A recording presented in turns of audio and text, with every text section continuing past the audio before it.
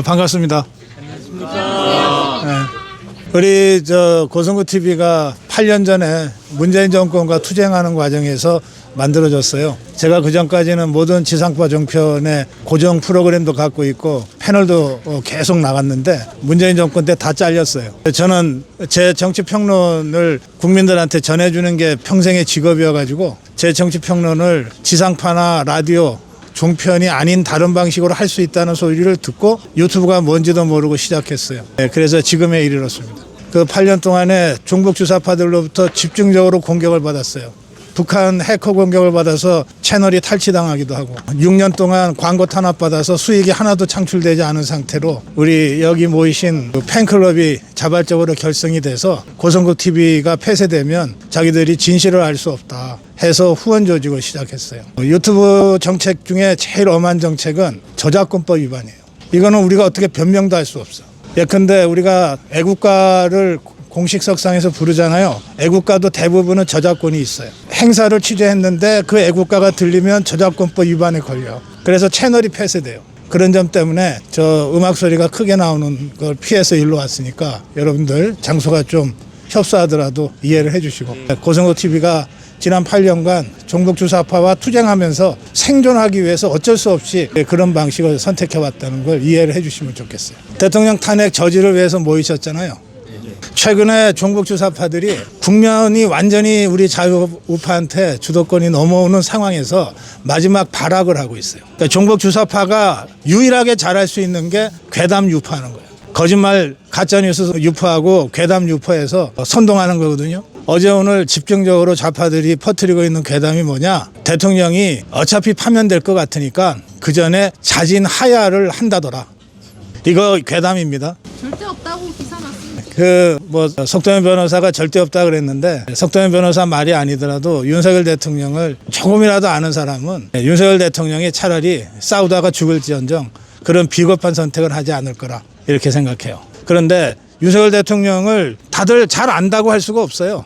만난 적 없잖아요. 직접 얘기 들은 적도 없잖아. 또 그 전에 대통령이 여러 가지 연설도 하고 메시지도 냈지만 실제로 이번에 탄핵 당하고 나서 대국민 메시지나 우리가 제대로 무슨 뜻인가 하고 집중해서 들었지, 그 전에 1년에도 수십 번 대국민 연설을 했는데 그거 여러분들 주의 깊게 들은 적 없잖아요. 그러니까 윤석열 대통령의 진심을 여러분들이 진지하게 접근했던 것이 지난 2달밖에 안 되는 거예요. 그런데 이 2달 동안 윤석열 대통령이 일관되게 주장하는 게 뭐예요? 국회를 장악한 다수 민주당이 국가를 완전히 마비시키는 상황에 이르러서 계엄령 선포라고 하는 불가피한 선택을 했다 이거거든요. 그러면 더불어민주당이 압도적 다수로 국회를 장악한 게 1, 2년이 아니에요. 6년이야, 6년. 2020년 총선 때부터 압도적 다수당이 됐잖아요. 그 6년 동안에 했던 짓이 지금 우리가 알고 있는 그런 짓인데 6년 전에도 했고 4년 전에도 했고 2년 전에도 했는데 대통령이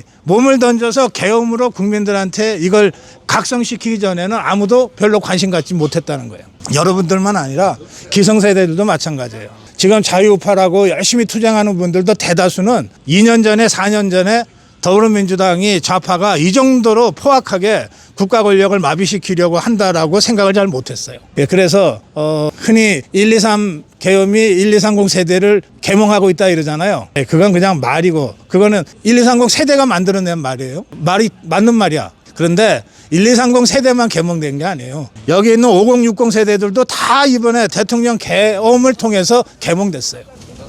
실제로 2달 전에 대통령 계엄한 직후에 절대 다수의 국민들이 이건 뭐지 그랬잖아요. 지금은 열심히 투쟁하는 우파 유튜버들이지만 그 계엄 직후에 우파 유튜버들조차도 이거 뭐지? 다들 그랬어요. 그러니까 어느 날 갑자기 깨닫는단 말이 있는데 불가에 그 수년간의 이 좌파들의 폭정이 쌓였는데 이게 트리거가 없어가지고 실제로 얼마나 우리가 위험한 상황에 처해 있는지를 모르고 있다가 대통령이 자신의 몸을 던져서 이 방아쇠 역할을 한 거예요.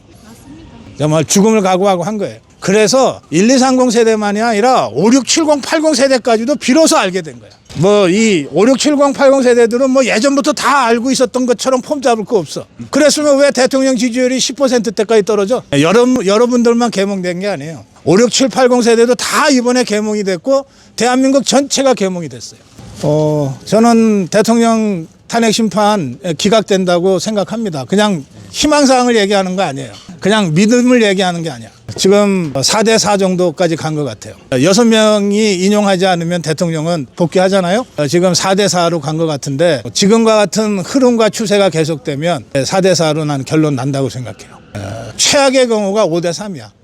5대3으로 기각. 특히 탄핵 심판은 그냥 법리적인 것만 따지는 게 아니라 국민 여론이 굉장히 중요해요. 그러니까 박근혜 대통령 탄핵 때와 지금이 다른 것은 국민 여론이 다른 거죠. 그래서 현존하는 최고의 헌법학자가 허영 교수인데 문재인의 지도 교수였던 이 사람이 헌재 심리가 10가지 위법을 보면서 이대로 강행하면 헌법재판소가 가루가 될 거라고 얘기했어요. 그 정도로 지금 민심이 매우 심각한 상태까지 올라와 있어요.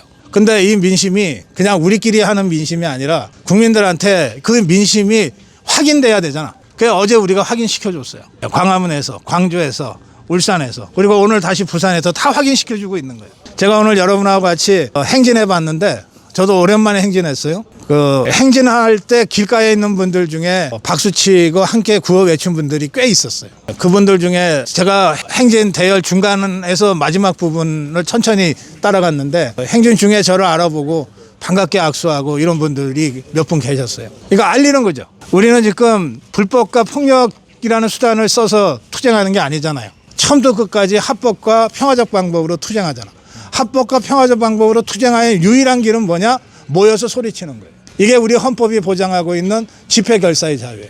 우리는 오늘 집회결사의 자유를 권리로서 행사한 거예요. 그러니까 경찰이 보호해 주는 거지. 그래서 우리가 사용할 수 있는 유일한 수단인 함께 모여서 큰 소리 치는 거. 이거를 광화문에서, 광주에서, 울산에서, 부산에서, 동대구에서 앞으로 계속 할 거예요. 더 많은 사람들이 모여서. 어떤 분들이 광주에서 하고 동대구에서 하니까 광화문이 위축되지 않을까 걱정하는데 전혀 그렇지 않아요. 전혀 그렇지 않아요. 우리 자유파 국민이 적어도 전체 국민의 한 40%는 된다고 치면 그러면 2천만 명이 자유파 국민이잖아. 광화문에 나가면 300만, 500만 나가지. 나머지 1,500만 명은 그냥 집에 있는 거잖아. 그들이 광주에 나가고 동대구에 나가는 거예요. 그래서 자유파 국민들 중에 행동하는 자유파 국민들이 점점 더 늘고 있는 거죠. 그리고 이걸 헌재 재판관들이 밑에 비서들이 있어요. 집회가 있다. 기성 언론은 찬반 집회라고 표현하지만 실제로 헌법재판관들이 관심 갖는 건 반대 집회예요. 찬성 집회에 관심 가질 이유가 없잖아. 물론 비서는 보내지. 몇 명 모였냐. 광화문에 탄핵 반대 집회와 찬성 집회 있으면 보통 10대 1이거든요. 반대 집회가 10배 많아요. 이번 광주에도 최소 5배 이상 반대 집회 참석자 숫자가 많았어요. 여기 광주에 다녀오신 분들 말씀이. 그렇죠. 이걸 헌법재판관들이 그냥 책상에 앉아서 찍찍 긁는 게 아니라 밑에 비서들이 많아요. 이들이 다 현장에 나가서 체크해. 민심 동향을 보고 여론을 보는 거예요. 여론조사가 발표되면 그건 면밀히 다 들여다봐. 그래서 지가 마지막으로 인용인지 기각인지를 표를 칠 때 그것이 자기한테 어떻게 돌아올지를 다 계산하고 정치적으로 결정해요. 그래서 우리가 이 싸움이 시작될 때 2달 전에 제가 이번 싸움은 정치 여론전이다. 성격이 정치 여론전이라고 그랬어요. 그 정치 여론전에서 우리가 확실히 이기고 있어요. 그래서 기각을 확신한다. 이 추세대로 이 기세대로만 잘 가면 우리가 이길 수 있다. 그 말씀 드립니다. 자, 네, 질문하세요. 마이크 드리세요. 나리. 질문 소리가 들어가야 되니까. 네, 그냥. 소리 들린 그 문영배가 이제 TF팀 언급을 하면서 이미 결론을 정해놓은 것처럼 얘기를 하는데 그거에 대해서는 어떻게 생각하시나요? 헌법재판관은 똑같은 자격이기 때문에 우리가 이렇게 싸우지 않았다면 문영배와 그 4명의 좌파 헌법재판관들이 밀어붙이는 대로 다른 재판관들이 그냥 끌려갔을 거예요. 어쩔 수 없이. 대세가 그런가 보다. 그게 8년 전 박근혜 대통령 때예요. 그때도 확실한 보수 재판관이 3명이나 있었는데 여론이 계속해서 대통령 탄핵 높아지고 그리고 대통령 지지율은 한 자릿수까지 떨어지고 그러면서 좌파들은 똘똘 뭉쳐서 밀어붙이니까 3명의 탄핵 재판관들 그때 8명이었잖아요. 3명만 반대했으면 박근혜 대통령 탄핵 안 당했어요. 근데 이 3명이 결국은 무너진 거야. 그래서 8대0이 돼버렸어. 어차피 무너질 거 그냥 우리 공동 책임이다 해갖고 전부 다 인용으로 동그라미 쳐버렸거든. 그래서 8대0이 된 거예요. 지금은 4명의 좌파 재판관들이 아무리 밀어붙이려고 해도 다른 4명이 움직이질 않아. 이 다른 4명은 지금 여론이 어떤지를 보고 있으니까. 그리고 변론을 해보니까 저 민주당 좌파 쪽 증인들의 얘기가 워낙 거짓말들이 많거든. 그게 변론 과정에서 지금 하나하나 드러나고 있으니까. 그래서 이 4명이 움직이지 않고 기각적으로 잘 입장을 유지하도록 만드는 일이 우리한테 있는 거예요. 그래서 계속 더 많이 모여야 되고 더 크게 소리쳐야 된다는 겁니다. 또 다른 질문이요. 예.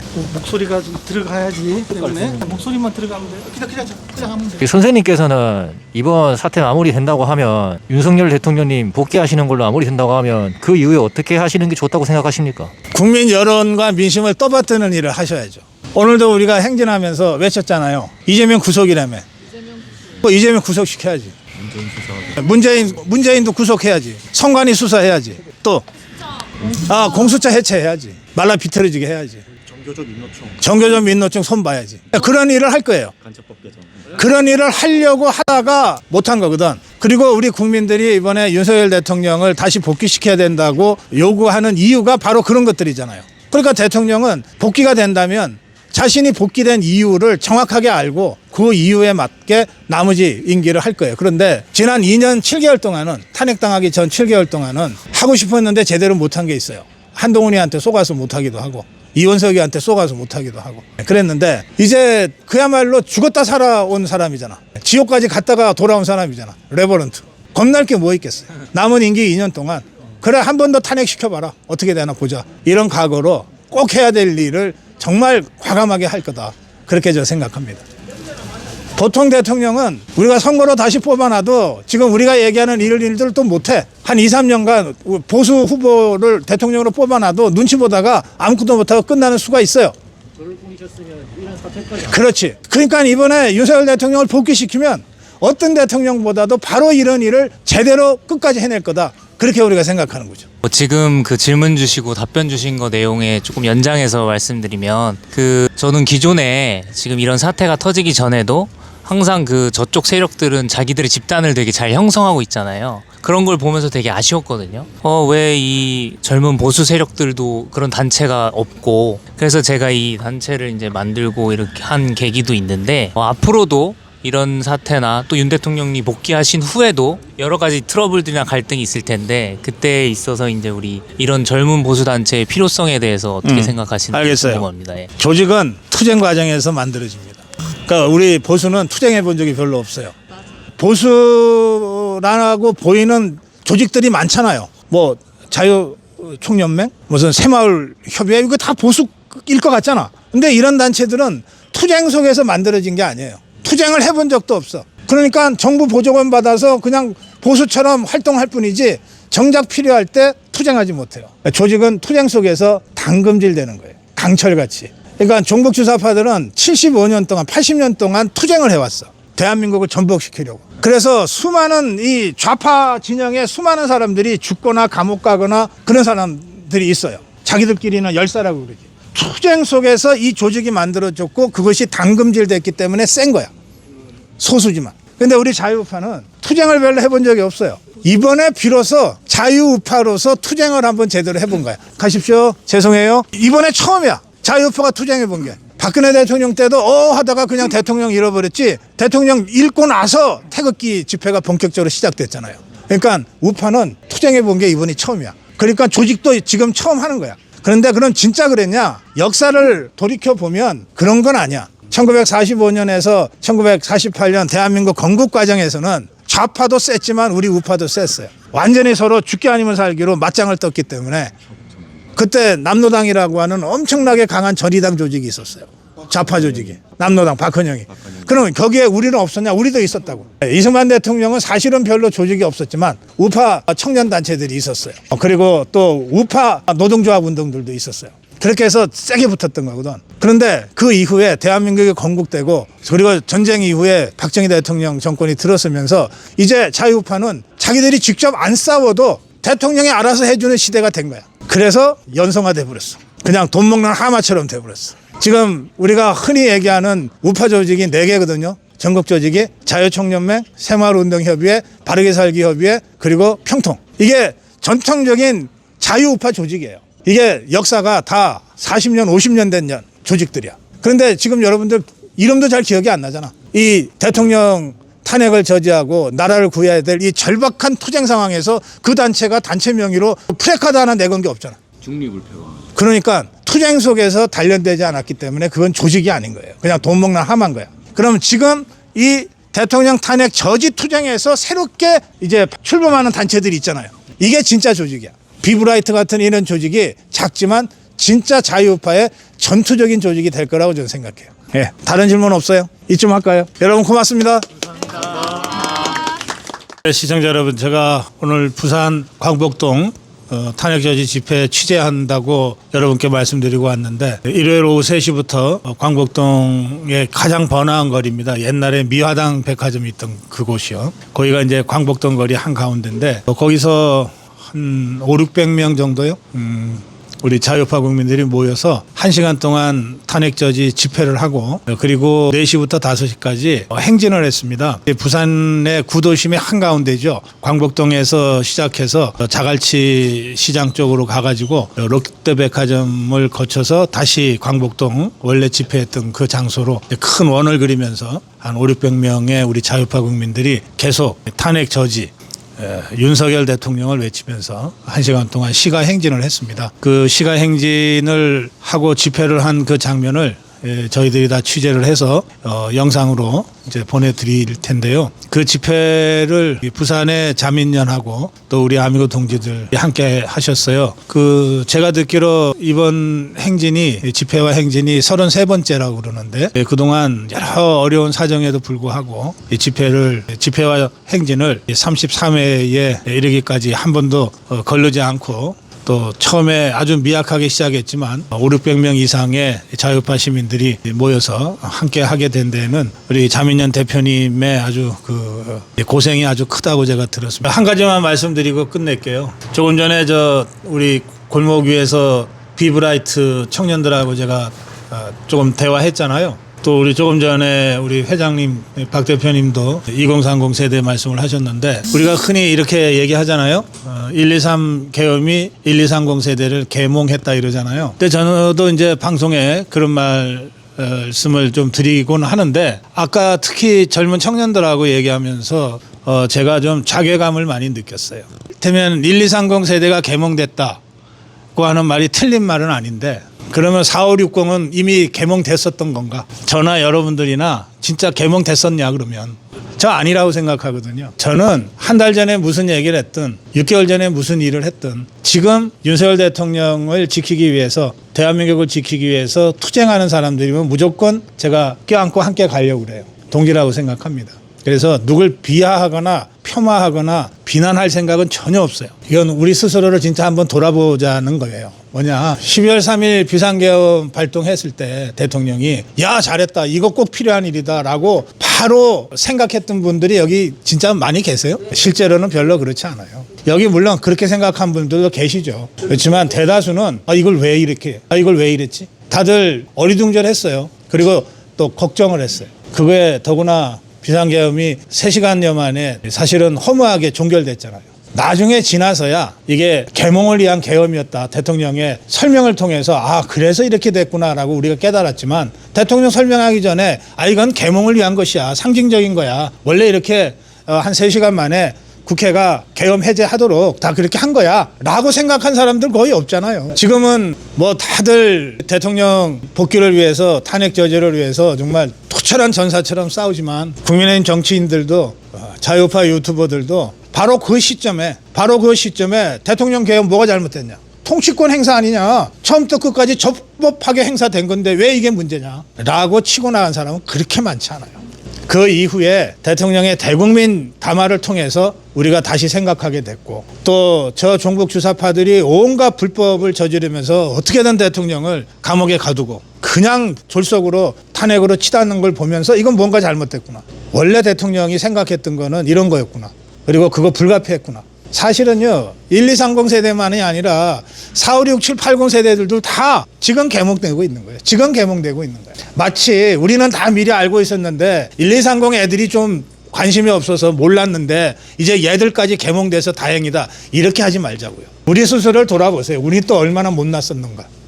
불과 1년 전입니다. 여러분들 다 한동훈이한테 미쳤었잖아.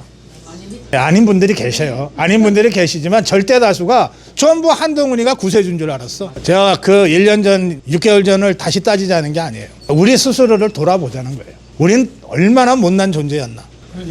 윤 대통령이 한동훈을 그걸 키웠잖아요. 그런 차원의 문제가 아니고요. 예. 그러니까 그것까지도 진짜 대통령이 한동훈이를 키운 걸로 지금도 생각하고 계시잖아요. 대통령이 한동훈이한테 쏘갔다고 생각하지 못하고. 그러면 있지. 네. 그렇잖아요. 그래서 저는 마치 우리 기성세대, 뭐 4호는 내버려 두더라도, 67, 80 세대는 모든 걸 다 알고 다 깨닫고 있었는데 1230 애들이 뭘 모르고 있다가 이번에 개몽돼서 정말 다행이다.